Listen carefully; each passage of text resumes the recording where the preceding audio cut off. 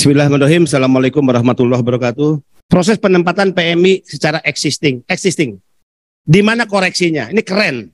Karena kita ingin memangkas alur birokrasi yang begitu panjang.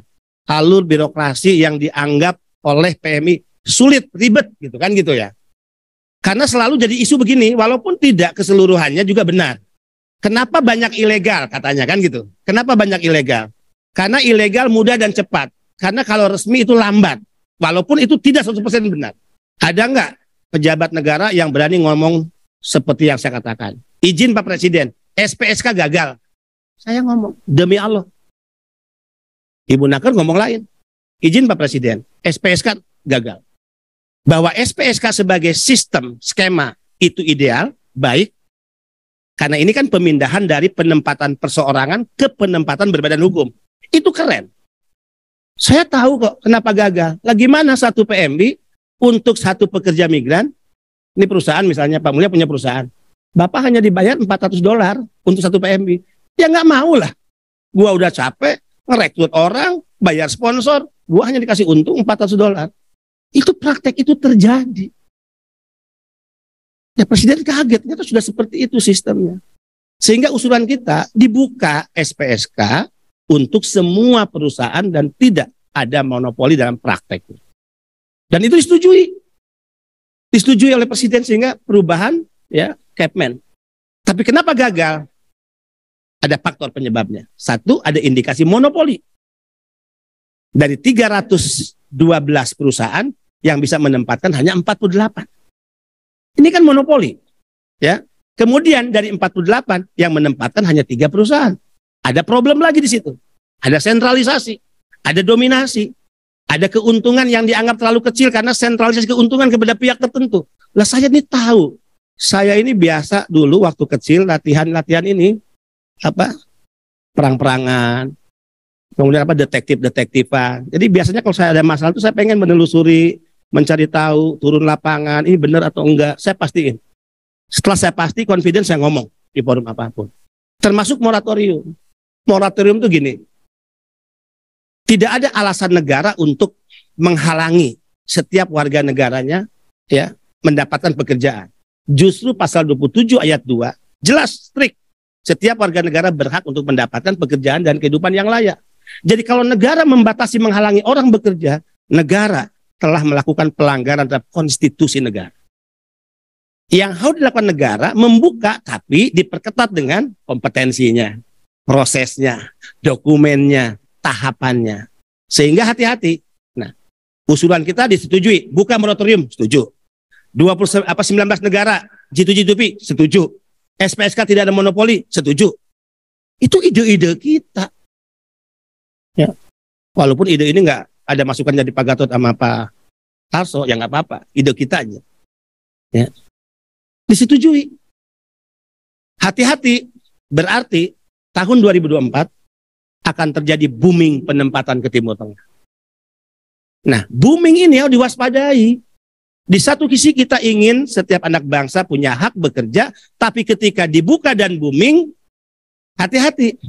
Nah, di level kita nih, undang-undang telah terjadi perubahan posisi istilahnya. Dulu orang mendaftar kompetensinya melalui pelatihan. Sekarang undang-undang menempatkan orang mendaftar dia sudah diyakini memiliki kompetensi yang dibuktikan dengan sertifikasi. Hati-hati. Siapa yang bisa menguji sertifikasi ketika seseorang itu mendaftar bahwa itu benar-benar sertifikasi yang menunjukkan dia telah mengikuti pelatihan. Kalau saya kan tembak. Nah ini hati-hati Pak Naker, saya bilang Pak Dirjen, hati-hati. Bagaimana memastikan, bagaimana kontrol dan pengawasan pada perusahaan-perusahaan. Itu tanggung jawab Menaker loh, bukan tanggung jawab BP2M. Jadi kita ingin menegaskan, kerjain tugas ini, kerjaan saya kerjakan. Harus fair. Saya buka kemarin di depan Pak Menko. Misalnya, bagaimana Naker harus bertanggung jawab untuk melakukan standarisasi terhadap perusahaan-perusahaan yang memiliki izin. Saya bilang, Pak Dirjen, saya sering sidak loh. Masa ada perusahaan yang kantor aja nggak punya? Maaf dengan segala hormat. Tiki itu tempat pengantaran barang. Itu harus punya kantor, ada SDM yang memang profesional, ada manajemen yang mengatur, mengurus pengiriman barang keluar masuk. Itu profesionalisme perusahaan. Loh ini ngirim orang kantor nggak ada. Cari duit. Nah perusahaan-perusahaan kere ini, mohon maaf ya, hanya cari duit buat makan 1 bulan, 2 bulan, dengan numpang proses 2 orang, 3 orang titipin prosesnya kepada perusahaan yang dianggap besar. Ini gimana? Coba kalau kewenangan di kita bubarin tuh perusahaan-perusahaan yang begitu.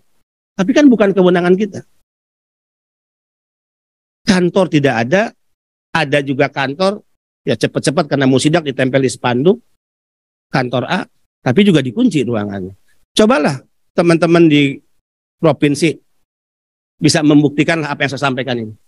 Coba pegang daftar perusahaan, ya, daftar perusahaan dipegang, coba cek satu persatu. Kecuali kalau kepala balainya pura-pura nggak tahu. Kecuali kalau kepala balainya karena terlanjur berhubungan baik dengan direktur-direktur utamanya. Ya, mungkin sering ngopi di luar.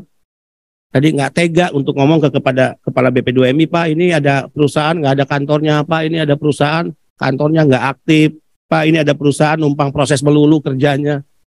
Ya, Kemlu saya beri masukan. Kenapa teman-teman lain tuh senang? Karena kita berbasis data bicara, jadi nggak asal ngomong. Padahal data itu kan hanya masuk aja ke sistem kita yang dikirim oleh perwakilan kita. Ini persoalan serius bagi kita ya. Oke, ini usulan perbaikan proses. Next. Nah, optimalisasi penataan penempatan. Akan segera dikeluarkan nih surat edaran bersama tentang penguatan tata kelola penempatan dan pelindungan pekerja migran Indonesia. Ini akan ditujukan kepada siapa? Para gubernur dan para bupati wali kota se-Indonesia. Surat edaran ini ditandatangani 4 pihak. Oleh Mendagri, 1, bertanda tangan di SE itu, Menteri Tenaga Kerja, Menteri Desa, dan Kepala Badan Pelindungan Pekerja Migran Indonesia. Ini keren. Karena apa? Gundah gulana, kekecewaan, kadangkala ya kita itu putus asa. Ada mandatori undang-undang, pasal 40, 41, bahkan 42 sampai di level desa, ini nggak jalan. Ini mandek. Gitu kan? Bahkan urusan juknis pun, mungkin siapa yang pernah dengar Eselon 2, Bu Yani paling sering. Bu, kita ini ingin melakukan tugas kita, tapi juknisnya tolong kasih ke kita. Bayangin juknis aja minta kita ngasih. Nggak ada inisiatif, nggak ada kreativitas mereka. Padahal kan mandatnya ini, oke, buat aja juknis kan gitu ya. Dalam hal sosialisasi seperti apa juknisnya, dalam hal politik anggaran, budgeting, seperti apa yang dilakukan. Masa harus kita lagi? Nah, ini jadi fenomena yang akhirnya pusat nanti akan membentuk tim teknis. Tim teknis itu akan merumuskan berbagai juknis yang terkait pelaksanaan secara operasionalisasi di lapangan.